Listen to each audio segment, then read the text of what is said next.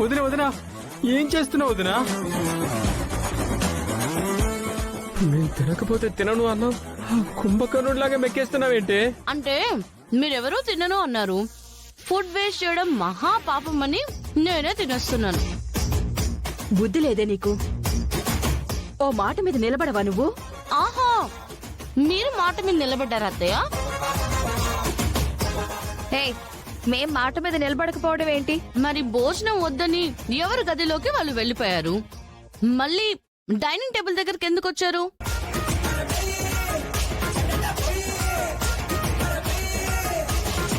తినడానికే కదా. అత్తయ్య గారు మన ఇంటి పెద్ద, ఆవిడే మాట తప్పింది. అప్పుడు మీరు తప్పితే తప్పే ఉంది. ఆవిడ వెళ్ళిన దారిలో వెళ్ళడం పద్ధతే కదా.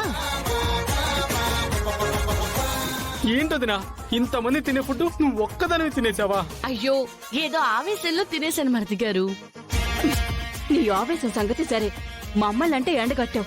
ఇంట్లో ఒక పెద్ద ఆవిడుంది, మా ఆయన ఉన్నారు, చంటి ఉన్నాడు. వాళ్ళకైనా ఒక ముద్ద పెట్టాలని అనిపించలేదా నీకు? ఇప్పుడు వాళ్ళేం తినాలి? గడ్డ?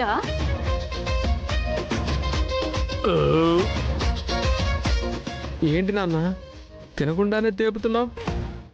చూసావా, ఈ టైంకైనా భోజనం చేసేవారు. భోజనం లేక గ్యాస్ ఫామ్ అయ్యి తేనిపులు వస్తున్నాయి. గ్యాస్ ఫామ్ అయిందని ఎవరు చెప్పారు? మేం భోజనం చేయలేదని ఎవరు అన్నారు?